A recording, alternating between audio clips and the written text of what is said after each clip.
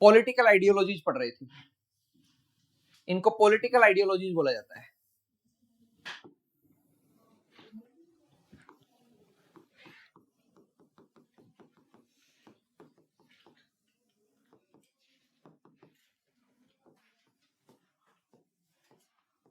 Communism, socialism और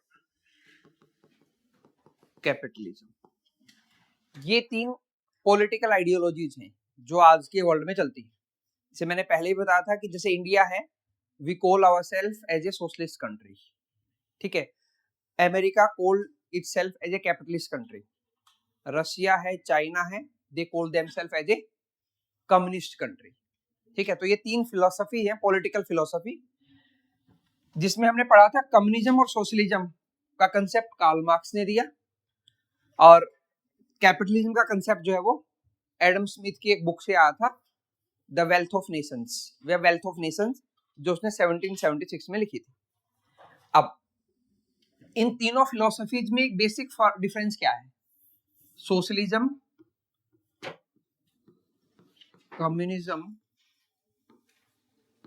versus socialism versus capitalism. Basic फर्क क्या है? एक चीज है जो आप लोगों ने इकोनॉमिक्स में पढ़ी होगी, फैक्टर ऑफ प्रोडक्शन, पढ़ा है सर ने? फैक्टर ऑफ प्रोडक्शन क्या क्या है?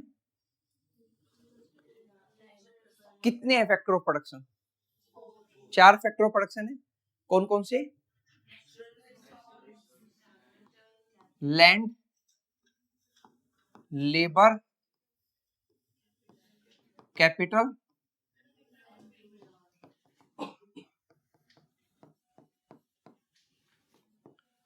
एंटरप्रेन्योर या एंटरप्रेन्योर बोल देते हैं इसको। तो ये 4 फैक्टर ऑफ प्रोडक्शन है।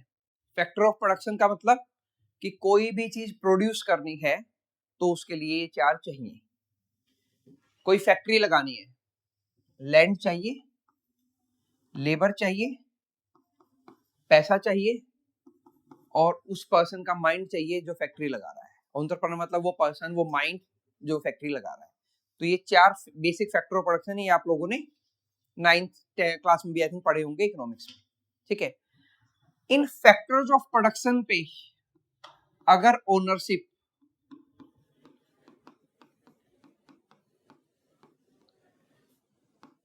कम्युनिटी का है तो उसको बोलते हैं कम्युनिस्ट सिस्टम या कम्युनिज्म, वो कम्युनिज्म है। अब आप कहोगे, आपने लास्ट क्लास में बताया था कि कम्युनिज्म का मतलब है there will be no private property, वो भी सही है। कम्युनिज्म का एक मतलब है कि कोई प्राइवेट प्रॉपर्टी नहीं होगी।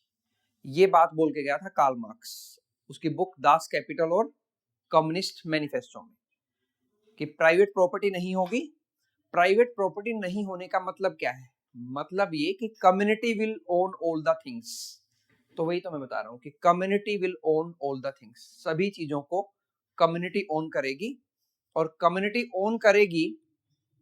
अच्छा, एक चीज और मैं बीच में पहले रुक के बताऊं, मैं आप लोगों को शायद मैंने लास्ट क्लास में बताया, मैं ये नहीं बता पाऊंगा कि ये चीज लिखो और ये ना लिखो, जो आपको नहीं आता वो सब कुछ लिखना है, ठीक है। उसके बाद मैं दोबारा रुक के ऐसे लिखवाऊंगा नहीं कि आप ये लिखो, ठीक है। क्योंकि जो 10th तक का पढ़ने का सिस्टम है और 11th और फिर ग्रेजुएशन में पढ़ने का सिस्टम अलग अलग होते हैं, ये तीनों सिस्टम। 10th तक आप जैसे पढ़ के आए हो, 11th 12th में जैसे पढ़ोगे, ग्रेजुएशन में जैसे पढ़ोगे, ठीक है। 11th 12th से आगे आपको कोई बताएगा नहीं कि ये चीज लिखो और ये ना लिखो, तो आप लोगों को देखना है कि मुझे क्या नहीं आता जो मुझे लिखना है, ठीक है। जहां आपको लगे कि कुछ रह गया है या मैं स्पीड से जा रहा हूं, तो आप बोलो कि रुक जाओ, हम ये लिखना चाह रहे हैं, ठीक है। लेकिन ऐसा नहीं होगा कि पहले मैं समझाऊंगा और फिर मैं डिक्टेशन दूंगा कि आप लिखो इसको, ठीक है। तो कम्युनिटी ओनरशिप अगर होगी इन चारों चीजों की, तो वो हो गया कम्युनिज्म। अगर इन चारों चीजों पे ओनरशिप मिक्स्ड होगी, mixed ownership, community ownership on factor of production communism, mixed ownership on factor of production is socialism. Mixed ownership का मतलब, जैसे इंडिया है, इंडिया में इन चारों चीजों पे कहीं कहीं गवर्नमेंट का कंट्रोल है, गवर्नमेंट की ओनरशिप है। जैसे इंडिया में पीएसयू है, पब्लिक सेक्टर अंडरटेकिंग, जिनको गवर्नमेंट कंपनीज बोलते हैं, पीएसयू, सीपीएसई और गवर्नमेंट कंपनी, ये सेम ही चीज है। Public sector undertaking, central public sector enterprise और गवर्नमेंट कंपनीज, तीनों सेम ही चीजें हैं, एक ही चीज के तीन नाम है। Public sector undertaking, central public sector enterprise, enterprise company को ही बोलते हैं, और गवर्नमेंट कंपनी। तो इनमें से कुछ लिखा हो, मतलब हम बात किसकी कर रहे हैं, गवर्नमेंट कंपनी की बात कर रहे हैं। अब किसी कंपनी को गवर्नमेंट कंपनी कब बोलोगे,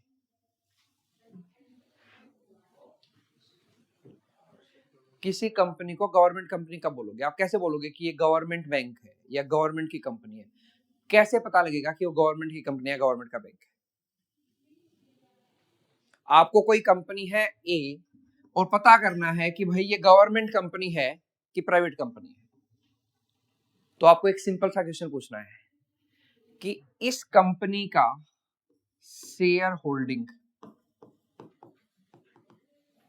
यानी ओनरशिप किसके पास है? ओनरशिप का मतलब ग्रेटर देन 50% उस कंपनी का ओन कौन करता है? शेयर का मतलब होता है पार्ट,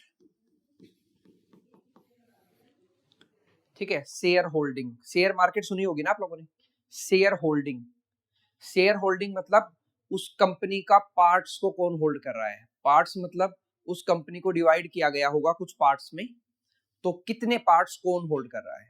अब कंपनी को पार्ट में क्यों डिवाइड करेंगे? जब भी कोई कंपनी बनती है, कंपनी बनाने वाले को बोलते हैं प्रमोटर।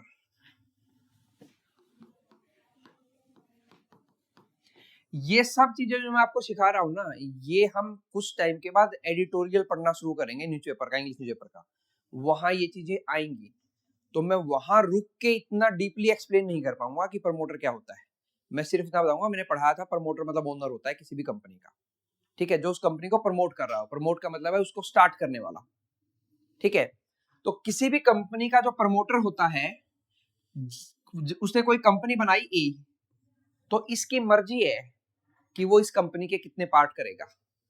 वो ये भी बोल सकता है कि ये पूरी पार्ट का मतलब ये नहीं है कि फिजिकल डिवीजन नहीं है पार्ट का मतलब। यहाँ पे पार्ट का मतलब ये नहीं कि दीवार खड़ी करेगा कितने पार्ट बनाना है। यहाँ पार्ट का मतलब है कि उस कंपनी की ओनरशिप डिवाइडेड है कि एक ही पर्सन के पास है। यहाँ पार्ट का मतलब ये है। ये कंपनी बनाई ए, मान लिया इसके प्रमोटर ने बोला कि इस कंपनी के 100 पार्ट कर रहा हूं मैं। 1000 भी कर सकता है, 10,000 भी कर सकता है, 1 लाख भी कर सकता है, उसकी मर्जी है, ठीक है। 100 पार्ट हैं इस कंपनी के, और एक पार्ट, और इस कंपनी को खड़ा करने में या इस कंपनी को स्टार्ट करने में 1 लाख रुपए का कैपिटल लगा है, ठीक है। तो एक पार्ट की वैल्यू कितनी हो गई? एक पार्ट की वैल्यू कितनी हो गई? बेसिक मैथ है, 1000, ठीक है। तो इस कंपनी के एक शेयर की वैल्यू 1000 रुपए हो गई। ऐसे शेयर की वैल्यू निकालते हैं किसी भी कंपनी के। उस कंपनी को प्रमोटर बताएंगे कौन है। प्रमोटर ये बताएगा उस कंपनी के शेयर कितने हैं। शेयर मतलब पार्ट, पार्ट मतलब कंपनी के ओनरशिप को कितने पार्ट्स में डिवाइड किया है। उसने कहा कि ओनर मैं हूं, लेकिन मैं 100 पार्ट बना रहा हूं इस कंपनी के, और आज ये 100 पार्ट्स मेरे ही पास है, और ये 100 पार्ट्स जो है 1 लाख रुपए के बराबर है, क्योंकि मैंने इसको खड़ा करने में 1 लाख रुपए लगाया है। इससे होगा क्या, कल को अगर उसको 10 पार्ट सेल करने हो, 10 शेयर सेल करने हो, तो पता है कि एक शेयर की वैल्यू 1000 है, तो 10 की 10,000, तो 10,000 रुपए लेगा किसी से और 10 पार्ट को सेल कर देगा। इसको बोलते हैं ट्रेडिंग। जो शेयर मार्केट में शेयर को बाई और सेल किया जाता है, वो यही शेयर होते हैं, वही पार्ट होते हैं जो किसी कंपनी के बनाए होते हैं। तो कंपनी की टोटल वर्थ डिवाइड बाय कितने पार्ट्स में उसको डिवाइड किया गया है, ये प्रमोटर पे डिपेंड करता है कि वो कितने पार्ट्स में डिवाइड करेगा, ठीक है। जितने पार्ट्स में वो डिवाइड करना चाहेगा, लेकिन उसको गवर्नमेंट को बताना होता है कि मैंने इतने पार्ट्स में डिवाइड किया है, क्योंकि उसकी खुद की कंपनी है तो उसकी मर्जी है वो कितने ही पार्ट बना सकता है, ठीक है। तो डिवाइड बाय पर पार्ट, तो एक शेयर की वैल्यू आ जाती है। अब कल को उसको अपनी कंपनी के 50% शेयर किसी को बेचने हैं तो बेच सकता है, 50 इंटू 10, 50 इंटू 1000 रुपए उसे ले लेगा, ठीक है, मतलब 50,000 ले लेगा और 50% ओनरशिप किसी और के नाम पे ट्रांसफर कर देगा। क्लियर? तो ऐसे कंपनीज को बाई और सेल किया जाता है। बड़ी बड़ी कंपनी खरीदी और बेची ऐसे जाती है कि उनके पार्ट्स शेयर होते हैं, सेल होते हैं, पार्ट मतलब शेयर, ठीक है। तो अगर किसी कंपनी के शेयर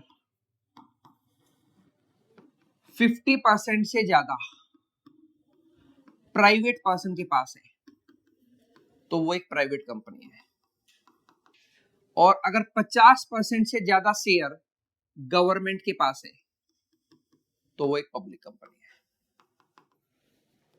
50% से ज्यादा कितने, चाहे 50.1 हो, ठीक है। नॉर्मली अगर मान लें कि फ्रैक्शन में ना डिवाइड करें तो मतलब 51 मान लो, तो 51 शेयर गवर्नमेंट अगर होल्ड करती है, इस पर्सन ने ये कंपनी बनाई, कल को ये 51 शेयर गवर्नमेंट को बेच दे 51,000 में, तो ये गवर्नमेंट कंपनी बन जाएगी, ठीक है। ऐसे किसी प्राइवेट कंपनी को गवर्नमेंट बनाने की प्रोसेस को बोलते हैं नेशनलाइजेशन। क्या बोलते हैं?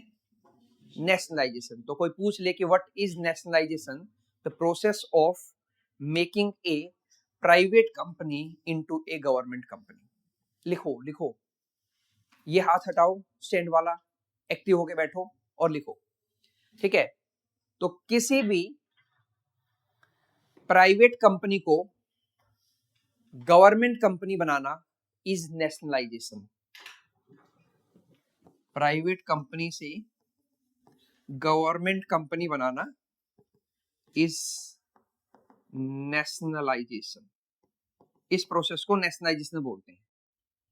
हम बाद में पढ़ेंगे कि जो रिजर्व बैंक ऑफ इंडिया है वो किसी टाइम पे एक प्राइवेट बैंक था, फिर बाद में गवर्नमेंट ने उसमें हिस्सेदारी खरीदी, उसके पार्ट्स खरीदे, उसके शेयर खरीदे और उसको गवर्नमेंट बैंक बना दिया। हम पढ़ेंगे SBI, state bank of India, किसी टाइम पे प्राइवेट बैंक था, बाद में गवर्नमेंट ने उस पर अपनी हिस्सेदारी खरीदी 50% से ज्यादा, उसको गवर्नमेंट बैंक बना दिया। हम पढ़ेंगे एयर इंडिया, एक डोमेस्टिक फ्लाइट है एयर इंडिया, कभी टाटा ओन करता था उसको, बाद में गवर्नमेंट ने उसको खरीदा और उसको पब्लिक बना दिया। फिर बात यह आएगी गवर्नमेंट क्यों खरीदती है? गवर्नमेंट इसलिए खरीदती है कि लोगों को सर्विस लो कॉस्ट पे दे पाए। अब प्राइवेट कंपनी जो प्रोडक्ट बनाएगी वो महंगा होगा, पब्लिक कंपनी जो प्रोडक्ट बनाएगी गवर्नमेंट ने बनाया है, गवर्नमेंट किसकी है? लोगों की है, तो मतलब लोगों की गवर्नमेंट ने बनाया है तो लोगों को प्रोडक्ट सस्ता मिलेगा। तो चीजों को सस्ता करने के लिए गवर्नमेंट चीजों को प्राइवेट से गवर्नमेंट बनाती है, ठीक है। इसको बोलते हैं गवर्नमेंट इंटरफेरेंस, कि गवर्नमेंट इंटरफेयर कर रही है। गवर्नमेंट क्या कर रही है? इंटरफेयर कर रही है, या गवर्नमेंट क्या कर रही है? रेगुलेट कर रही है, ठीक है। एक रेगुलेशन मैंने लास्ट क्लास में भी समझाया था कि आपकी जमीन है, इसका मतलब ये नहीं है कि आप उस पर कुछ भी ग्रो कर सकते हो। What you will grow, how much you will grow and at what price you will sell, all things are controlled by Indian government. What you will produce, how much, कितना बनाओगे ये भी गवर्नमेंट कंट्रोल करती है, और किस price से बेचोगे ये भी गवर्नमेंट कंट्रोल करती है। तभी इंडिया में एमआरपी होता है, अगर आप लोगों ने देखा हो तो। एमआरपी मतलब मैक्सिमम रिटेल प्राइस, कि वो चीज मैक्सिमम कितने में बिक सकती है, दैट इज एमआरपी, ठीक है। तो ये हर चीज गवर्नमेंट कंट्रोल करती है इंडिया में, इसीलिए इंडिया में सोशलिस्ट गवर्नमेंट है। सोशलिस्ट गवर्नमेंट होती ही वही है जो लोगों के वेलफेयर के लिए काम करे। अब लोगों के वेलफेयर के लिए कैसे काम करेगी? ऐसे करेगी, प्राइवेट कंपनी को गवर्नमेंट बना दिया, गवर्नमेंट कंपनी जो बना रही है वो चीज लोगों को सस्ते में दे दी, ठीक है। कितना कोई क्या प्रोड्यूस करेगा, कितना प्रोड्यूस करेगा, कितने प्राइस से बेचेगा, गवर्नमेंट ने कंट्रोल कर लिया। तो प्राइवेट प्लेयर भी जो चीजें बना के बेच रहे हैं, गवर्नमेंट उनके प्राइस को भी रेगुलेट करती है। इसका मतलब ये नहीं है कि आपने चीज बनाई 400 रुपए की, अब 4000 एमआरपी लिख के बेच दो। गवर्नमेंट रेगुलेट करती है उसको, आप नहीं लिख सकते, एक सर्टेन परसेंटेज से ज्यादा प्रॉफिट नहीं ले सकते आप। गवर्नमेंट आपके प्रॉफिट को कंट्रोल करती है अगर आप कोई इंडस्ट्री चला रहे हो। ये गवर्नमेंट का रेगुलेशन है, ठीक है। जब हम पढ़ेंगे कि गवर्नमेंट एक्सेसिवली रेगुलेट कर रही है, तो मतलब गवर्नमेंट और ज्यादा गवर्नमेंट कंपनीज बना रही है, गवर्नमेंट कितना प्रोड्यूस होगा इंडिया में, क्या प्रोड्यूस होगा, वो कितने में बिकेगा, सब चीज पे गवर्नमेंट कंट्रोल कर रही है। हाँ जी, बिजनेस करते हैं जब भी प्रॉफिट की लिमिट होती है। हाँ बिल्कुल होती है। आप आपने कोई प्रोडक्ट बना लिया, आपने पेन बना लिया, पेन को बना के कितने में बेचोगे आप, इस पे गवर्नमेंट कंट्रोल करती है।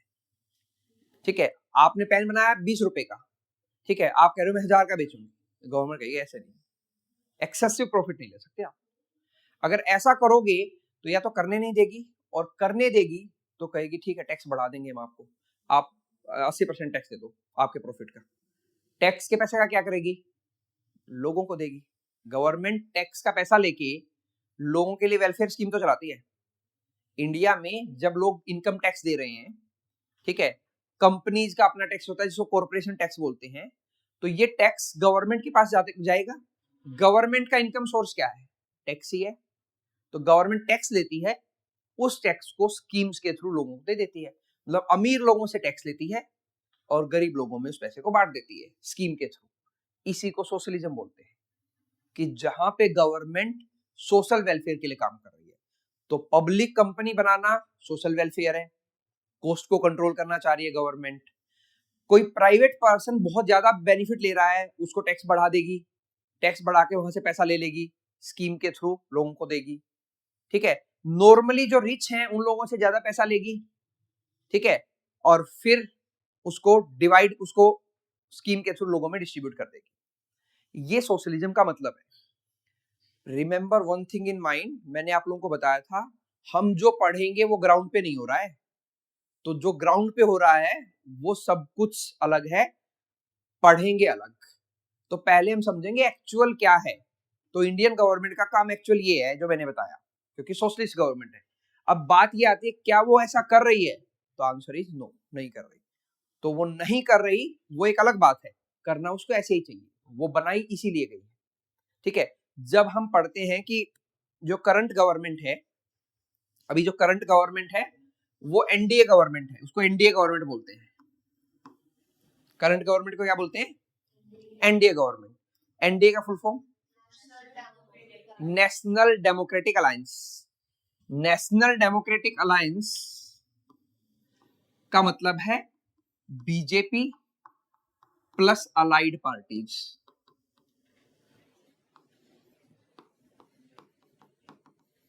बीजेपी और उसकी अलाइड मतलब फ्रेंडली पार्टीज ने मिलकर जो अलायंस बनाया है उसको एनडीए बोलते हैं, नेशनल डेमोक्रेटिक अलायंस। ठीक है, तो अभी इंडिया में एनडीए की गवर्नमेंट है। क्लियर? तो एनडीए की गवर्नमेंट को बोला जाता है सूट बूट की सरकार, अडानी अंबानी की सरकार। ठीक है, अडानी अंबानी क्या है, कॉर्पोरेट्स। अडानी अंबानी क्या है, कॉर्पोरेट्स। तो कॉर्पोरेट्स का कंट्रोल हो जब गवर्नेंस पे, व्हेन कॉर्पोरेट्स कंट्रोल गवर्नेंस, उसको बोलते हैं कैपिटलिज्म। क्योंकि जब कॉर्पोरेट्स गवर्नेंस को कंट्रोल करेंगे तो इन सब पे ओनरशिप प्राइवेट लोगों की होगी। अगर इन पे प्राइवेट ओनरशिप है तो उसको कैपिटलिज्म बोलते हैं। तो हमने 3 फिलॉसफीज समझी या पॉलिटिकल आइडियोलॉजीज।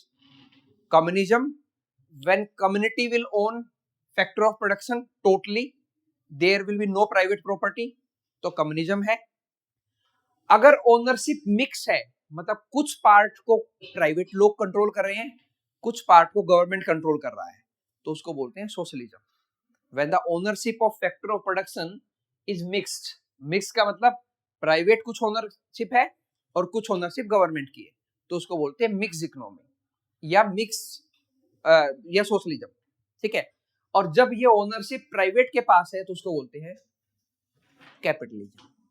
तो ये 3 बेसिक फिलोसफीज वर्ल्ड में चलती हैं, कम्युनिज्म, सोशलिज्म और कैपिटलिज्म। क्लियर?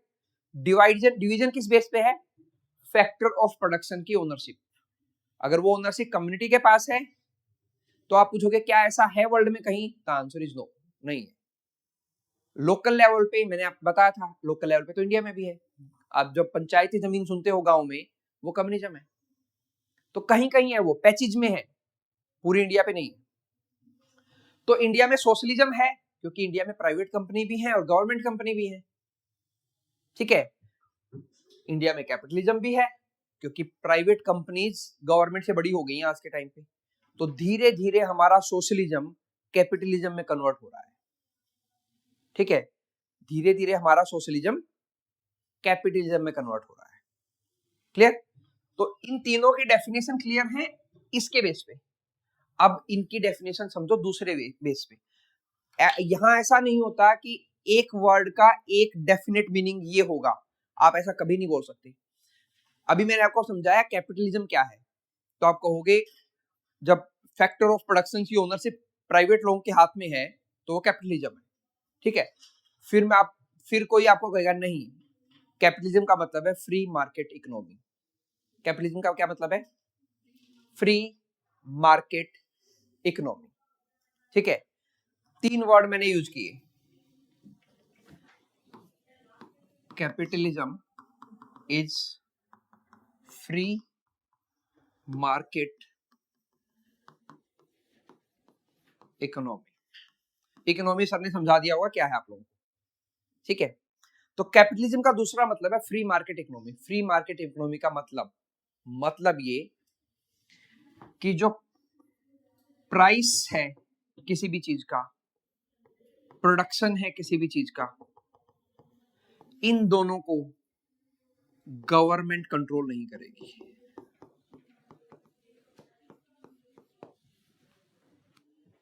क्या बनाओगे, कितना बनाओगे और किस प्राइस पे बेचोगे, what you will produce, how much you will produce, और कितने प्राइस पे बेचोगे, गवर्नमेंट का कंट्रोल अगर नहीं है तो वो कैपिटलिज्म है, उसको फ्री मार्केट इकोनॉमी बोलते हैं। तो इसको दूसरे वे में ऐसे भी समझो, जब factor of production land, labour, capitalism,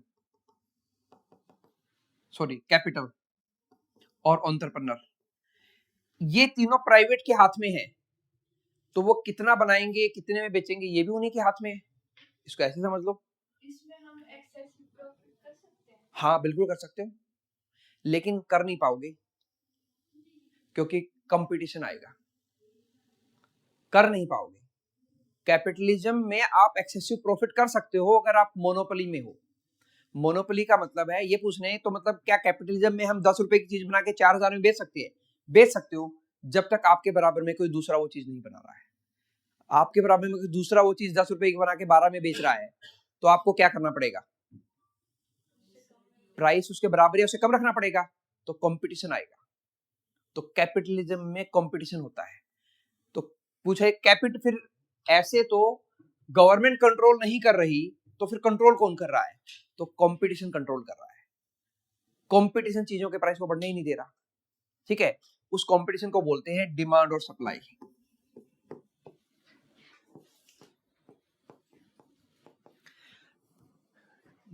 ये बहुत बड़ा मिथ है कि हिस्ट्री, ज्योग्राफी, पॉलिटिकल में कंसेप्ट नहीं है। यहाँ जितने कंसेप्ट हैं बहुत भयंकर कंसेप्ट हैं, और जैसे जैसे आप हायर स्टडी में जाओगे आप लोग कि इतने बहुत जबरदस्त कंसेप्ट है। हाँ वो दूसरी बात है कि आप लोगों को उस एंगल से पढ़ाया नहीं गया कभी भी इतना डीप जाके, ठीक है। तो कभी कभार थोड़े दिनों बाद आप लोगों को ये फीलिंग भी आएगी कि जो समझ के हम लोग ह्यूमैनिटीज ले रहे थे, कहते हैं कि ह्यूमैनिटीज में तो कुछ नहीं है, यहाँ तो बहुत कुछ है, ठीक है। तो अगर आप कितना बनाओगे, कितने पे बेचोगे, ठीक है, और क्या बनाओगे, इस पे गवर्नमेंट का कंट्रोल नहीं है ना, तो फिर उसको कंट्रोल करते हैं मार्केट। मार्केट का मतलब डिमांड एंड सप्लाई, ठीक है। जैसे फॉर एग्जांपल एक पर्सन है, वो गाड़ी बना रहा था या फोन बना रहा था, और उसका फोन 50,000 रुपए का बिक रहा था। मार्केट में कोई दूसरा फोन बनाने वाला था ही नहीं, तो उसकी मोनोपोली थी। इसको बोलते हैं मोनोपोली होना। मोनोपोली थी तो वो अपने अंधा प्रॉफिट ले रहा था। दूसरी कंपनी खुली, सेम मोबाइल को 40 बोले हम 40,000 में देंगे, तो क्या अब ये 50,000 में बेच पाएगा? नहीं, कोई लेगा ही नहीं, तो इसको अपना प्राइस घटाना पड़ेगा, कम से कम इतना तो करना पड़ेगा।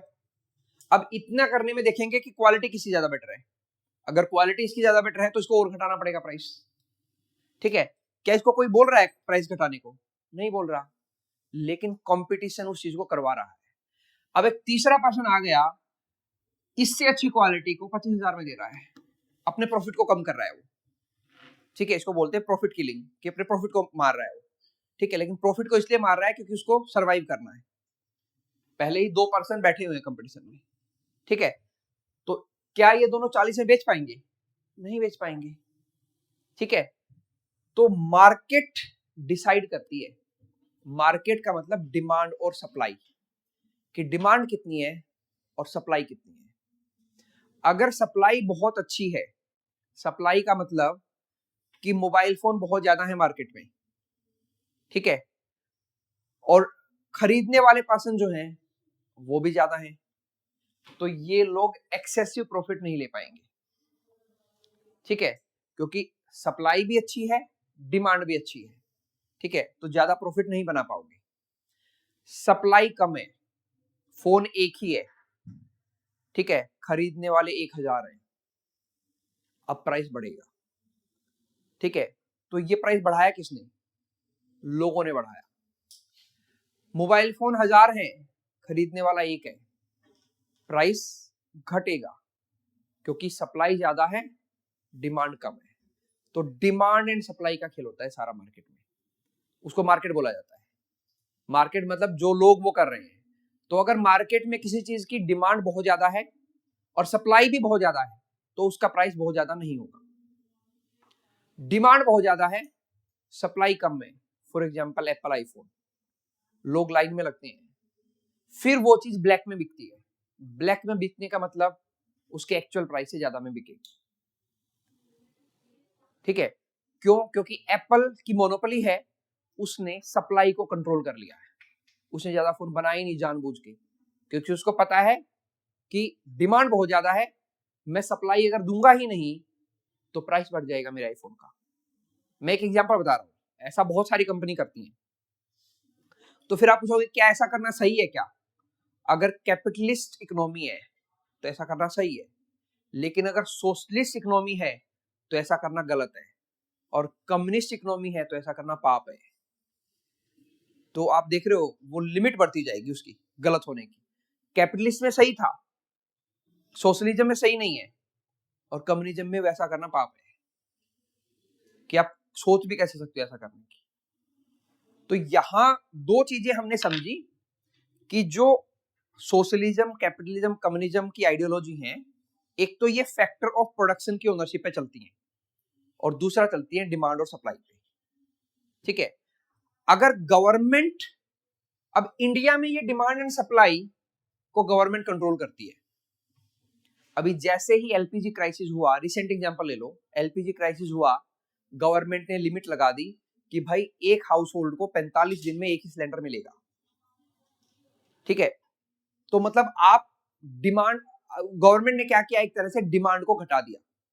पहले हर हाउस होल्ड 15 दिन में सिलेंडर ले रहा था, ठीक है, अब उसको 45 दिन में लेना है, तो 45 दिन में वो तो 3 सिलेंडर लेता ना, अब कितने लगा?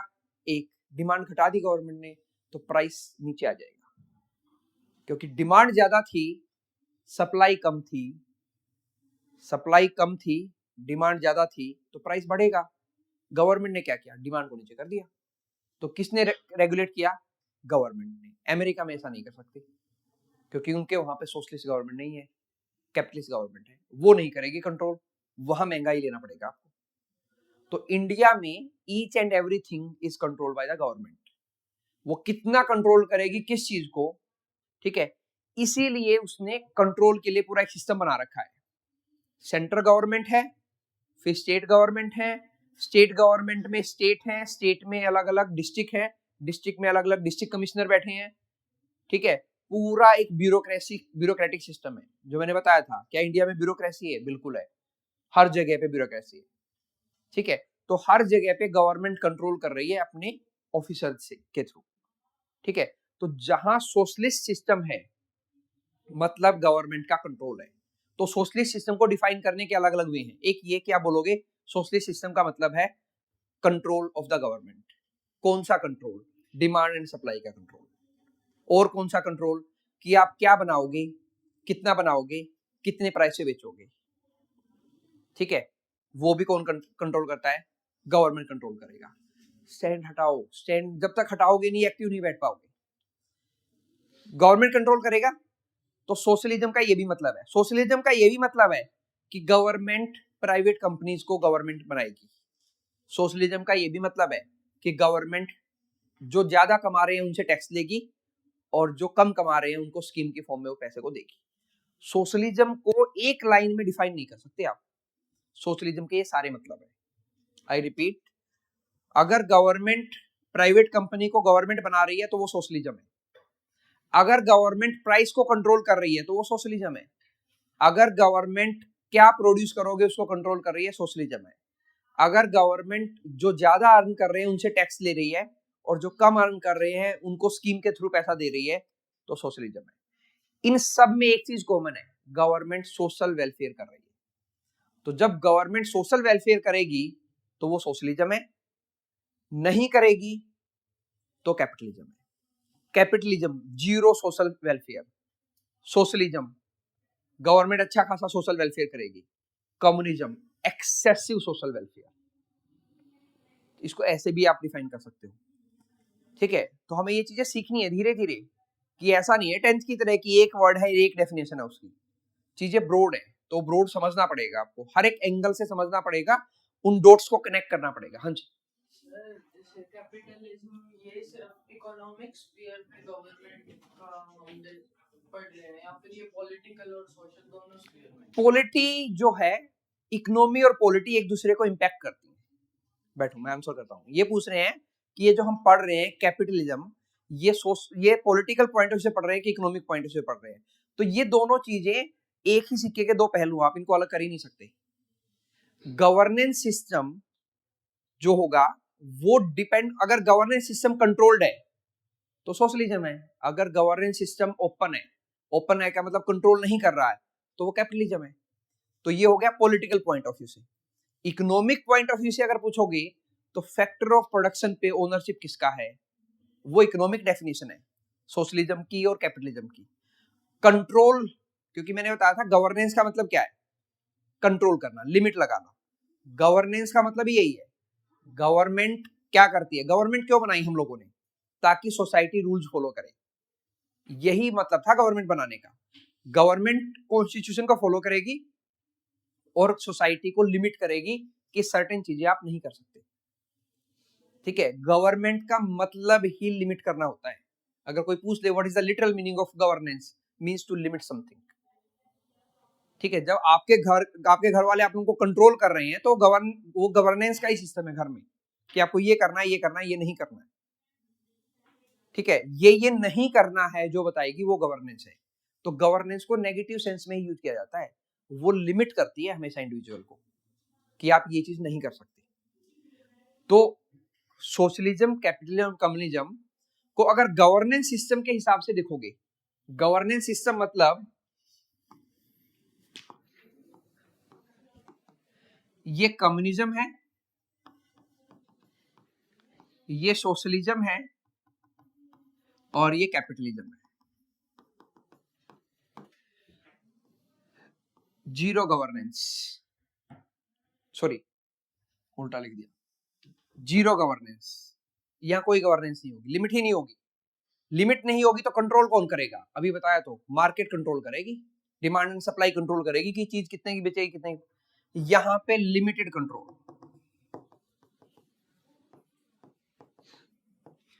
एक्सेसिव कंट्रोल, क्योंकि जब तक एक्सेसिव कंट्रोल नहीं होगा तब तक प्राइवेट ओनरशिप को खत्म ही नहीं कर सकते आप। प्राइवेट ओनरशिप तभी खत्म होगी ना जब गवर्नमेंट एक्सेस में कंट्रोल करेगी। एक्सेस कंट्रोल का मतलब कि आज गवर्नमेंट कहे कल से सब प्राइवेट कंपनी गवर्नमेंट की, तो आप सोचोगे क्या गवर्नमेंट ऐसा कह सकती है?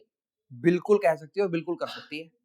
इंडिया में लॉ है ऐसा कि गवर्नमेंट जब चाहे किसी भी प्राइवेट प्रॉपर्टी को पब्लिक बना सकती है for the social welfare.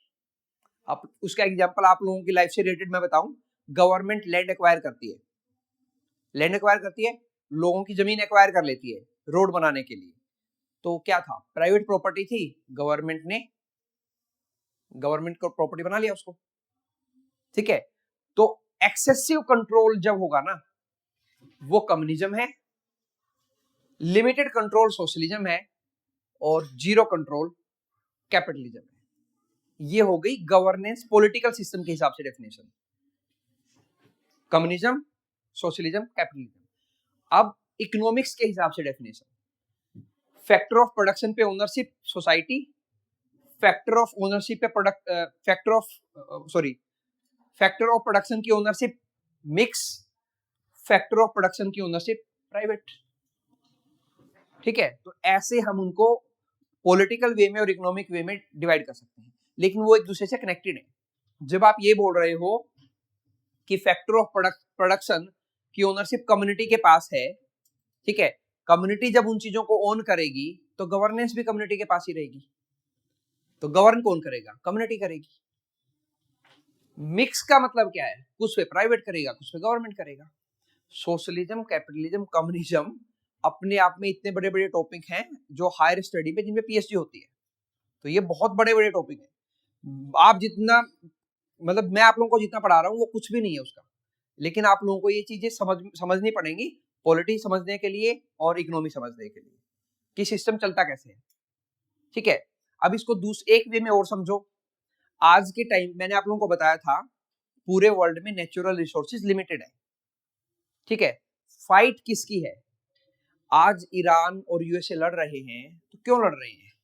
Natural resources चाहिए ईरान के, यूएसए को, खुद के लिए नहीं, बाकी में डिस्ट्रीब्यूट करने के लिए, वर्ल्ड में पीस बनाने के लिए। वो कह रहा है मैं वर्ल्ड लीडर हूं। तो वर्ल्ड लीडर तो आप तभी प्रूव होगे ना जब आप पूरे वर्ल्ड में पीस बनाए रखोगे। अब वर्ल्ड में पीस कैसे बनेगा? जब सबको जो चाहिए वो मिल रहा हो, तो ही वो आपको वर्ल्ड लीडर मानेंगे ना। तो जो ऑयल सप्लाई है उसको कंट्रोल ना करे ईरान, ठीक है, अमेरिका कंट्रोल करे उसको। ईरान ये चाहता नहीं कि अमेरिका को मैं कंट्रोल करने दूं, इसी बात की लड़ाई है। ईरान के नेचुरल रिसोर्सेज क्रूड ऑयल, क्योंकि ईरान क्रूड ऑयल का बहुत बड़ा प्रोड्यूसर है। क्रूड ऑयल के बिना वर्ल्ड नहीं चल सकता, दुनिया नहीं चल सकती, क्योंकि एनर्जी के लिए जरूरी है। पेट्रोलियम, डीजल, बहुत सारे रिफाइनरी प्रोडक्ट बनते हैं जिसके बिना दुनिया चल ही नहीं सकती, ठीक है। अब वो चलाने के लिए एक ग्रुपिंग है OPEC, organization of petroleum exporting countries. इस कंट्री को, इस ग्रुपिंग को अमेरिका अपने डोमिनेंस में रखना चाह रहा है कि वो डिसाइड करेगा कि वर्ल्ड में कहां पे कितना एनर्जी सप्लाई जाएगा। ईरान कह रहा है कि मैं तो आपको नहीं करने दूंगा। तो फाइट किसकी है? नेचुरल रिसोर्सेज के कंट्रोल की, ठीक है। तो वर्ल्ड में हर एक जगह फाइट नेचुरल रिसोर्सेज के कंट्रोल की है, ठीक है। जब कोई पर्सन इंडिया में प्राइम मिनिस्टर बनना चाह रहा है तो वो क्या कर रहा है? वो भी तो यही कर रहा है कि इंडिया के नेचुरल रिसोर्सेज, मैं प्राइम मिनिस्टर होऊंगा तो मेरे कंट्रोल में रहेंगे ना, कहां पे क्या होगा मैं कंट्रोल करूंगा ना। तो हर चीज की फाइट नेचुरल रिसोर्सेज के कंट्रोल की है। आप लोग पढ़ रहे हो, मैंने समझाया था, आप लोग इसलिए पढ़ रहे हो कि आप लोग अच्छी पोजीशन पे जाओगे, और जो स्कार्स या कुछ नेचुरल रिसोर्सेज हैं उनको जब इफेक्टिवली कंट्रोल करने का नंबर आएगा कि कौन इफेक्टिवली कंट्रोल कर पाएगा, तो आप अपनी दावेदारी रखोगे कि हम पढ़े लिखे हैं, हम लोग कंट्रोल करेंगे, ठीक है। इंग्लिश में एक कहावत है, if you are not on the table you are on the menu, if you are not at the table you are on the menu. ये कहावत है इंग्लिश में। इसका मतलब है कि अगर आप गवर्नेंस सिस्टम, जो सिस्टम गवर्नेंस सिस्टम बना रहे हैं उनमें नहीं हो ना, तो फिर आप गवर्न होने वालों में मिलोगे, तो आपको कोई और गवर्न करेगा। If you are not at the table, table पे नहीं हो तो आप मेन्यू में होगे, तो आपको कंट्रोल कोई और कर रहा होगा। तो उसी चीज की फाइट है। आप लोग भी उसी लिए पढ़ रहे हो कि कल को आप बड़ी पोजीशन पे होगे तो आप दावेदारी कर पाओगे कि कुछ नेचुरल रिसोर्सेज को हम कंट्रोल करेंगे, क्योंकि नेचुरल रिसोर्सेज लिमिटेड है तो उनका कंट्रोल करना चाह रहा है हर कोई। तो वो दावेदारी हर ह्यूमन बीइंग की वहीं पे अल्टीमेटली, कि नेचुरल रिसोर्सेज को कौन कंट्रोल करेगा। जितने ज्यादा नेचुरल रिसोर्सेज का कंट्रोल होगा उतना ही आपको ये लगेगा कि मेरे पास पावर है। वही तो पावर है, नेचुरल रिसोर्सेज का कंट्रोल पावर है। प्राइम मिनिस्टर इंडिया में क्यों पावरफुल है? क्योंकि इंडिया के सारे नेचुरल रिसोर्सेज का कंट्रोल उसके पास है ना, ठीक है। वही अमेरिका चाह रहा है कि मैं वर्ल्ड लीडर हूं तो पूरे वर्ल्ड के नेचुरल रिसोर्सेज का कंट्रोल मेरे हाथ में हो।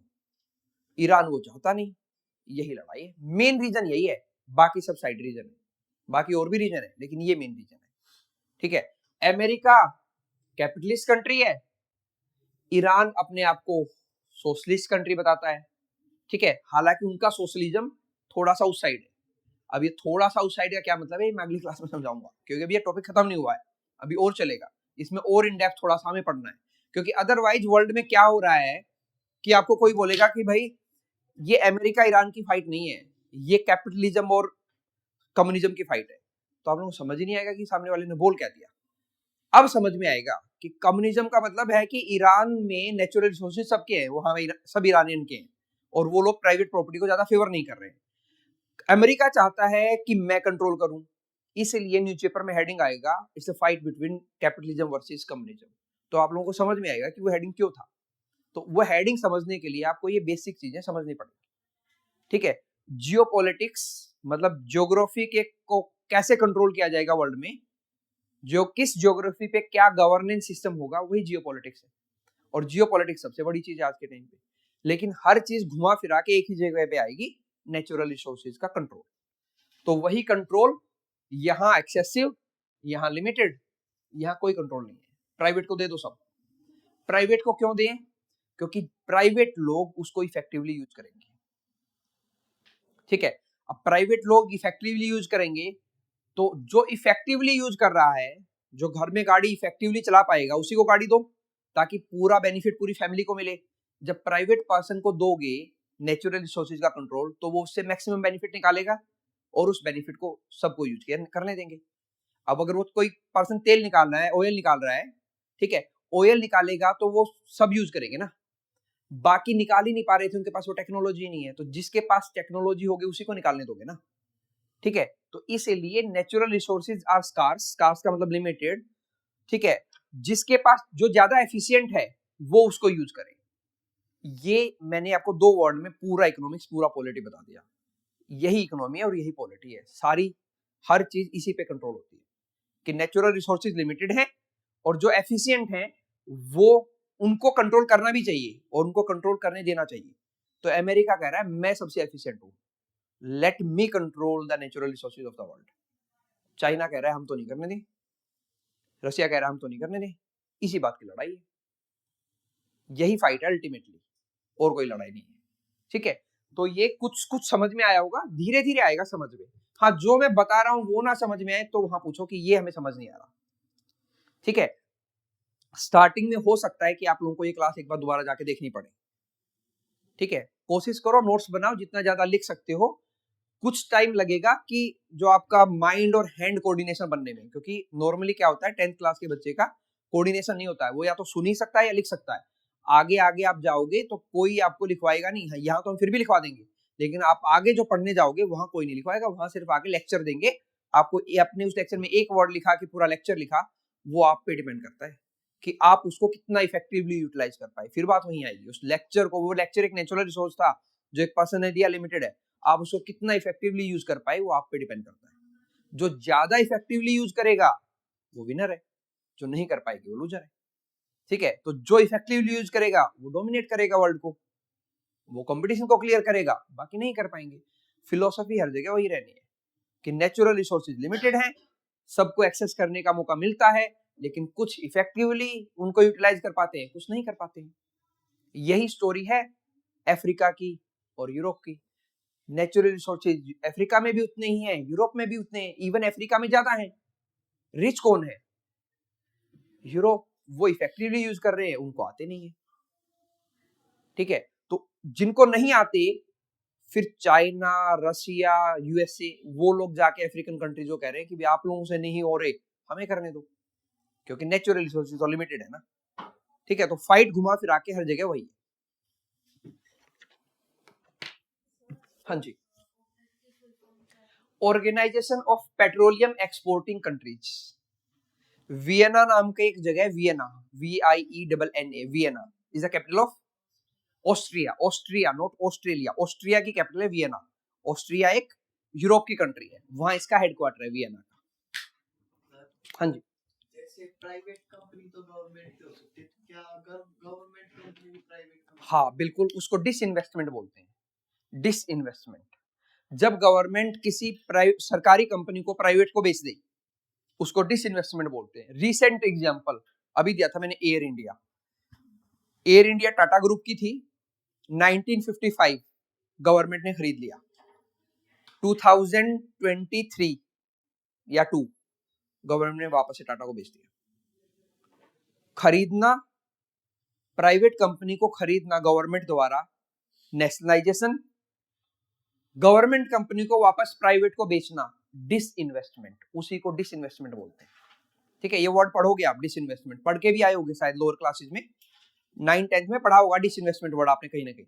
तो डिसइन्वेस्टमेंट का मतलब ये होता है आपने इन्वेस्टमेंट कर रखा था, पैसा लगा रखा था, कंपनी आपकी थी, आपने डिसइन्वेस्टमेंट कर लिया, आपने वो पैसा वापस ले लिया और किसी और को कंपनी बेच दी। ठीक है, तो उसी को डिसइन्वेस्टमेंट बोलते हैं।